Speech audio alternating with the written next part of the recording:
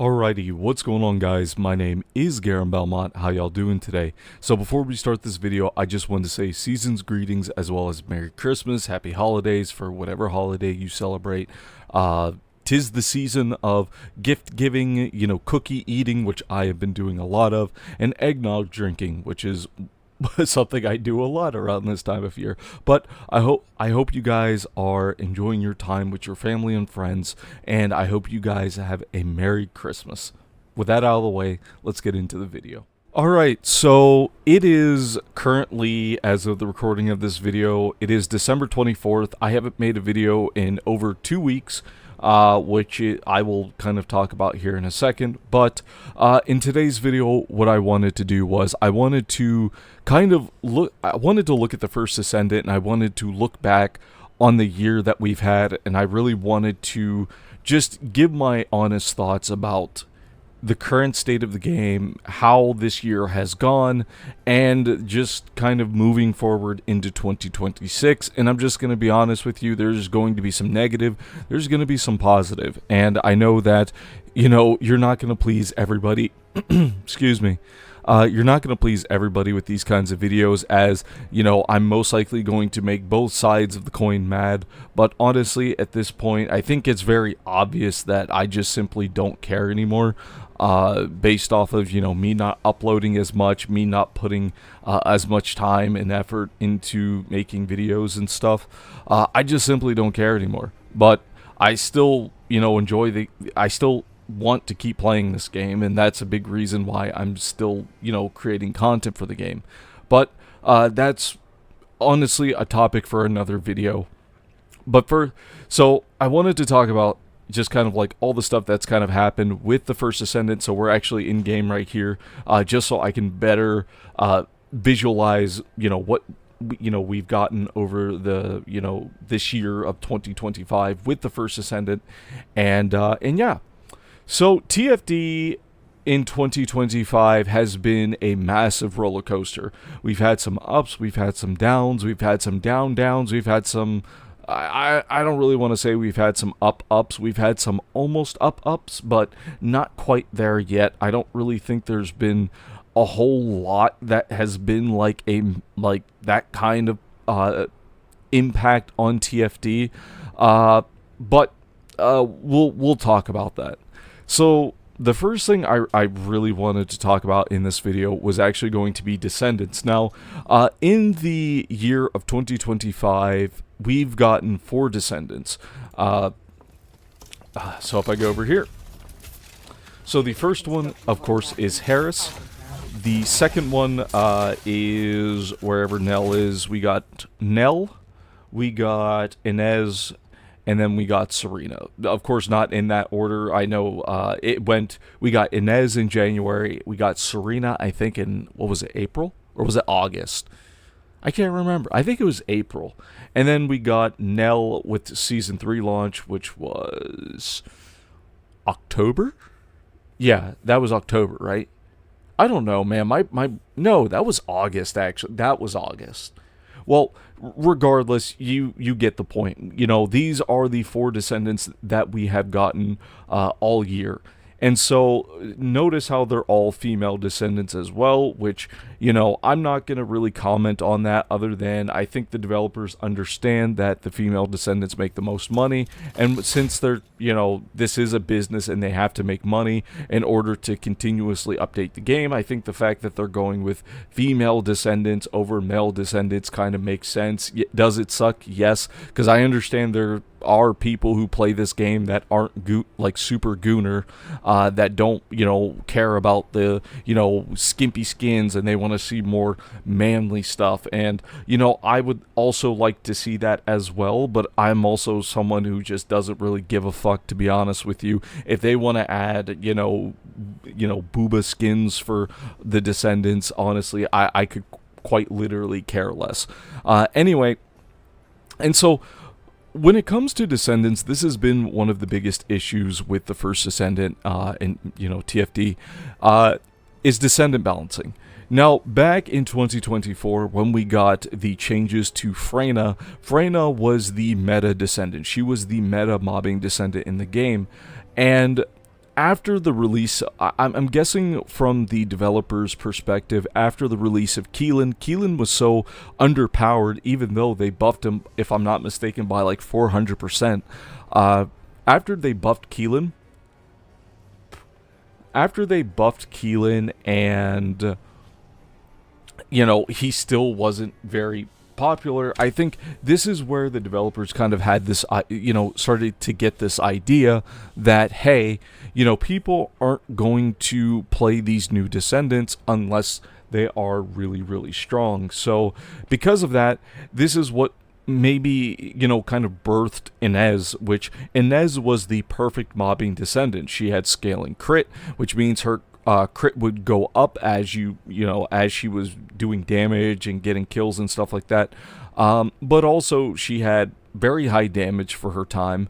Not only that, she also had insane cooldowns, so that means her cooldowns were incredibly low, even on her 4th ability, which she had 2 charges of, and she was just overall the perfect mobbing Descendant in the game, and she was incredibly strong when she first came out. She was an easily S-tier Descendant in the game, and then we got Serena. Now, I've already said my piece with Serena. I know that I've made a lot of people mad with my perspective on Serena, but one thing that you cannot deny is that Serena has had such a massive impact on this game. Not only has Serena been so strong that she has impacted just the content around us, but also she has been this kind of looming threat that has power crept every other Descendant in the game, and she has been a constant problem in the game. Now, some of you who are not TFT players are probably wondering, oh, Garen, but why don't the developers just nerf Serena? Well, it's funny you say that, because the developers actually did that with Inez, or at least they made some balance adjustments to Inez.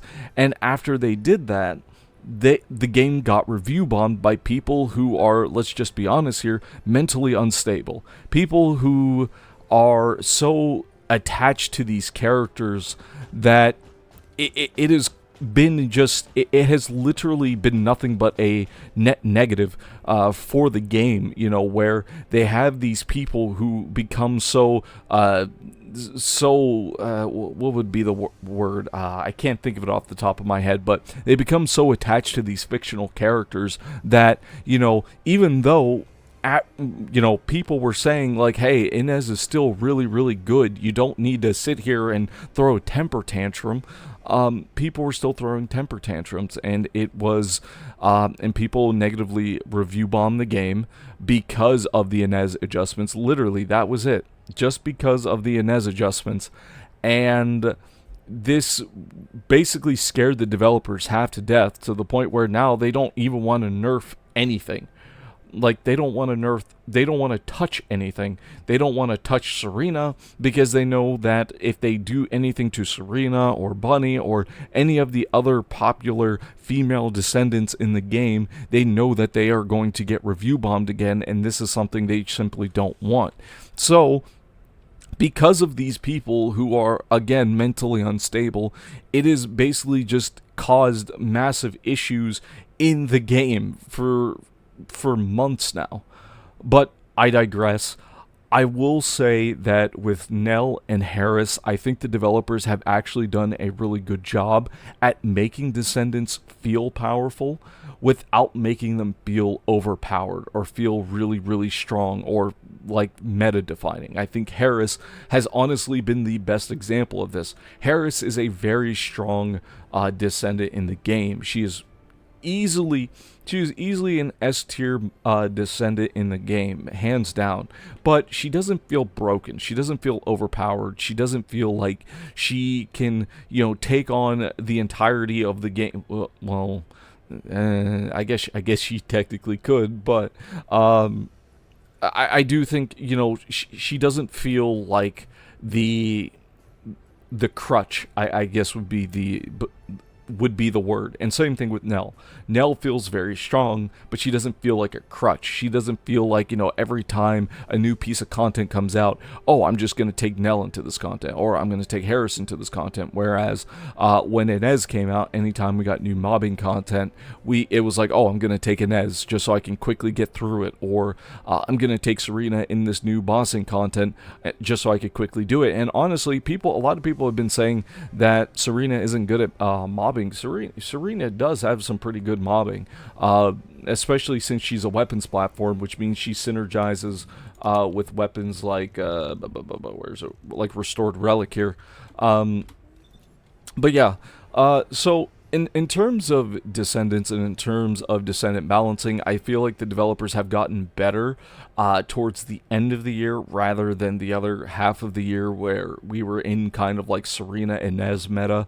I think the game was probably in, I would say, the worst state when it was in Serena and Inez meta. But with the release of Harris and Nell, I feel like the game, in terms of Descendant balancing, I think the game is going in a much better spot. Plus, ever since we got Season 3, the developers have been doing monthly updates to Descendants to get them into a much better position than what they were prior to, again, Inez and Serena coming out. So the developers had been putting a lot of focus on this, and this has been both a good thing and a bad thing. It's a good thing because Descendants are finally getting the love that they deserve. It's a bad thing.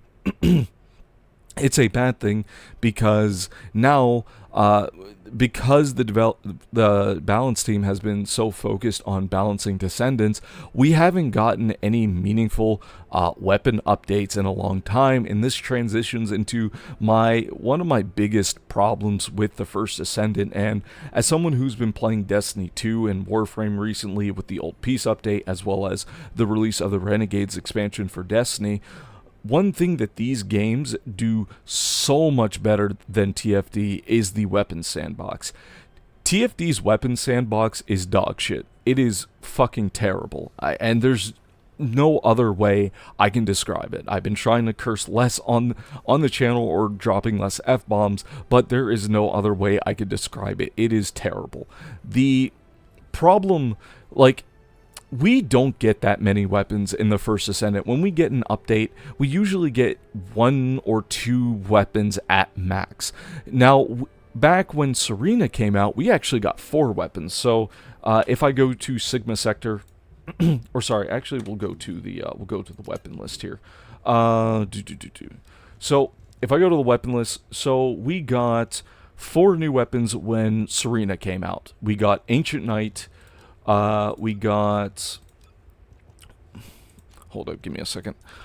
We got Ancient Knight, which is right here. We got Truly Deadly Arson. We got Malevolent, which was our Battle Pass weapon. And then for our last weapon, we got ATAMs. Out of these weapons, only 2 of these weapons were actually good for their time, and that was ATAMs and Malevolent. Malevolent was a good mobbing weapon in the game, and then ATAMs was a good bossing weapon in the game.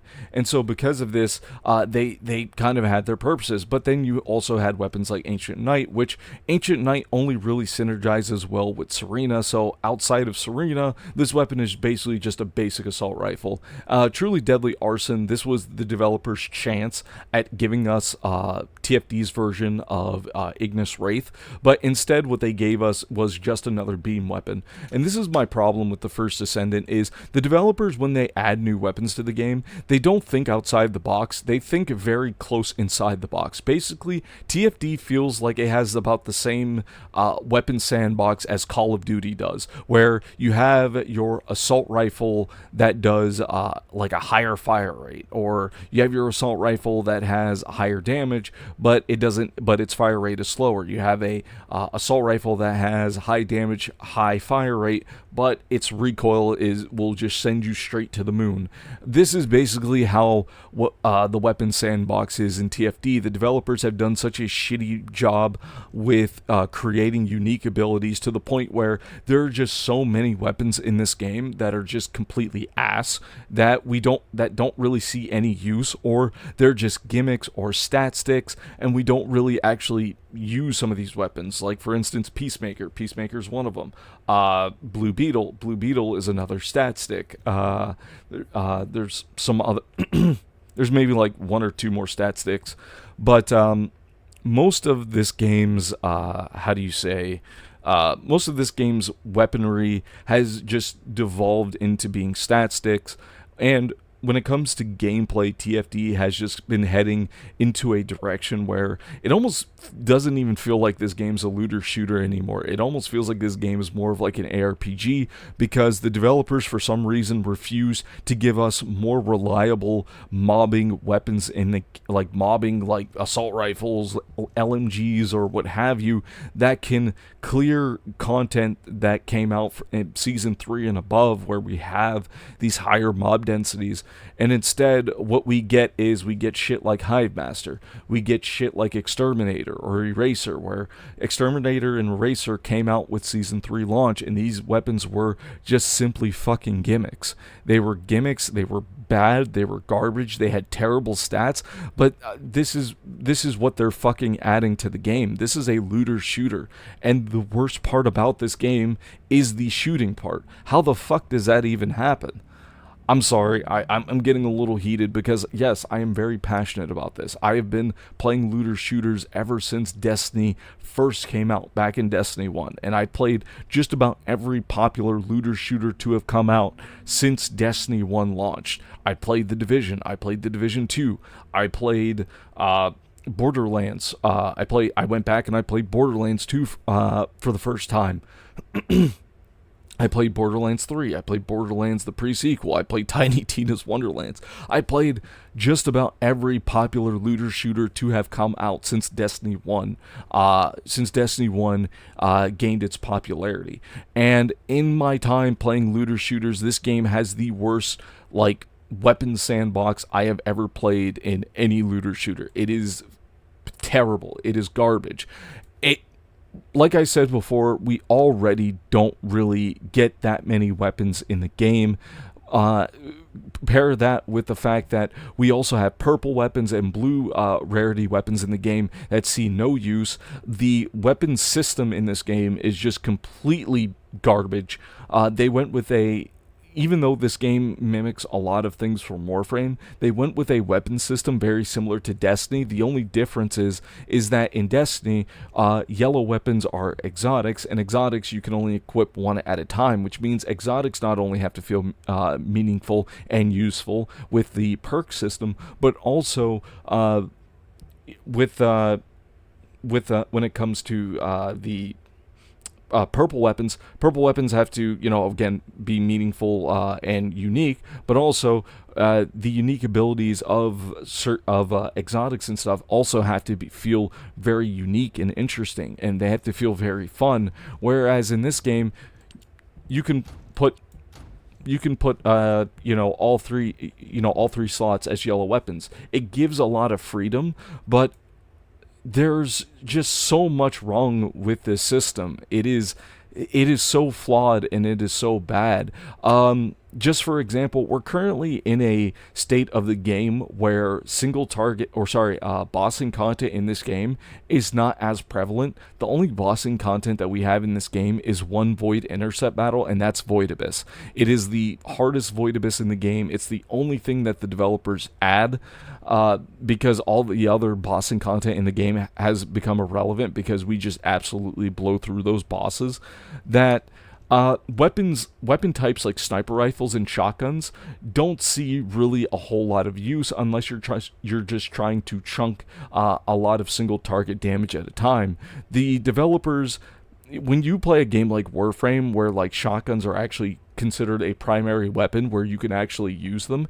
It would be so cool if the developers actually added like shotguns that were using general rounds. Maybe they don't do as much damage as their high impact counterparts, but it would be so nice if we got, you know, shotguns and sniper rifles that actually use general rounds or special ammo, where we can use them as primary weapons, or they can actually be like a massive part of our builds. But instead what we actually got was these shotguns irrelevant, sniper rifles irrelevant unless you're using something like piercing light as a stat stick for Haley.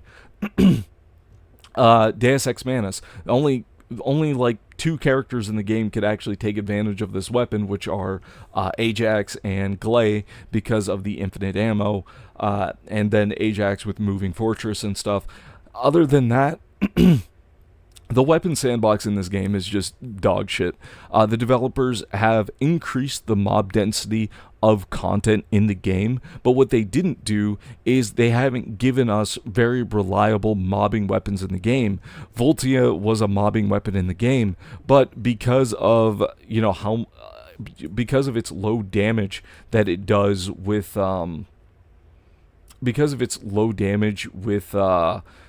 with its like different beams that kind of shoot out. It's basically like a chain lightning. It's like a chain lightning rifle. Because of how low the damage is for those like other arcs, and not only that, you only arc to like a few enemies at a time. This weapon just got completely power crept. Same thing with Malevolent. We got Hive Master, which I thought was going to be, you know, another, you know, a new mobbing weapon in the game. But instead what it was is, it's not even good for mobbing. Its whole unique ability was all about, you know, hitting one enemy, and then that enemy has like a bug that then shocks other enemies around it. It can't even do that right. It's just... It's just... I think there are some weapons in the game that are interesting and unique. Things like Kingsguard Lance, Greg's Reverse Fate. Even though I was talking shit about Malevolent, I think Malevolent is interesting and unique. But outside of that, really just the weapons that we have gotten this year have been just honestly bad. They've been awful. The only highlights really that we've had at launch have been like Hypernova, Malevolent. Again, Malevolent was a product of its time. In its current state, it's not as good for things like higher density mobbing environments, such as the new Void Vessel, Axion Plains, yada yada yada. Unless you can take advantage of Glay in some way. Other than that, the developers have just done such a poor job not only adding weapons into the game, giving us new weapons, the lack of weapons that we've been getting just this entire year. Like, the weapon sandbox has just been, it's been terrible. It's just been awful. It would be so nice if we could get like these smaller updates, like we saw with the second December update, where the developers actually maybe add like 2 more weapons into the roster and put more effort into that shooting aspect of the game. But that's just me personally. So what else? Let's talk about content. So content in TFD has been, for lack of a better word, it's been uninspiring. The developers have done nothing to really push forward content in TFD. Every Sigma sector plays the same as Void Erosion Purge. Void Erosion Purge plays the same as Void Vessel. Void Vessel plays the same as every other dungeon in this game. Content is uninspiring. It's uninteresting. I guess you could say the best content that we've gotten in the game has been Void Abyss, but even Void Abyss is just slightly harder versions with a few more mechanics for the Void Intercept battles. So there's still just Void Intercept battles that we did, you know, in normal mode, hard mode, what have you. It's all the same. And that's been honestly the biggest problem with the first Descendant in 2025 has been they haven't done anything to the content like at all. Like, they have not done anything to really shake up or change content in the game. And I know some people are going to say, oh, but Garen, they're coming out, with, the Horde mode in 2026. We're going to be getting that in February. They're also reworking quite a few things in the content for content in the game. But honestly, in my opinion, this is shit that should have been, like, they should have been really pushing for new, like, unique types of content that differentiate from one another. They should have been pushing for that shit earlier this year. But they haven't. They've been just releasing the same shit over and over and over again. And so many people have been just eating it up. And when you have people that are content with eating dog food, guess what? People are just going to keep serving you dog food. Surprise, surprise. All of the zone areas in this game are completely irrelevant, albeit the developers did say that they are also using all this content to make endgame content, so they are working towards endgame content with by using the stuff that they themselves have made irrelevant. But I digress. I think you've heard it 1,000 times before. Content in this game has been just uninspiring, uninteresting. It's just been very quickly. We're gonna actually go over to just very quickly. We're going to go to we're going to go over here. So the developers with recently have added 2 new dungeons to Axiom Plains.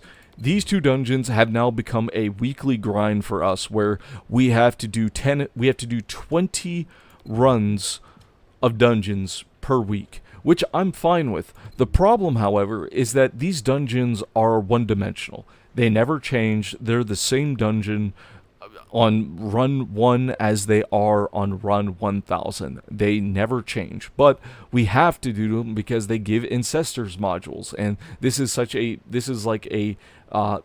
like one of those end game progression things that you're working towards. Plus, this is also another source of a free-to-play player being able to earn things like Caliber in the first Descendant. If you get a good roll for an Ancestors module, you can trade it for Caliber, and so you can use this as a way to earn currency and get cosmetics or whatever you want in the game. So this is a part of your rotation, but it's boring as fuck. It's boring as fuck, and that's the and again, that's the problem with TFD, is they're adding content into the game that was never designed to be replayable, 10, 20, 30, 40, 50, 60, 70, 80, 90, 100 times. This content was not designed for that.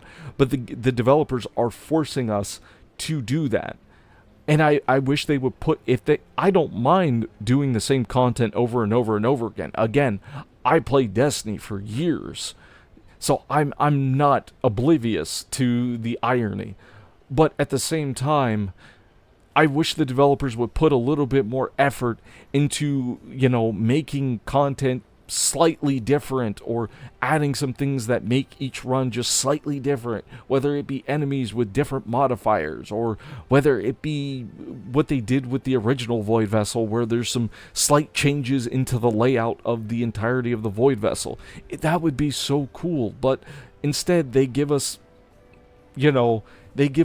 bland, dull, same thing, different, same shit, different toilet kind of content.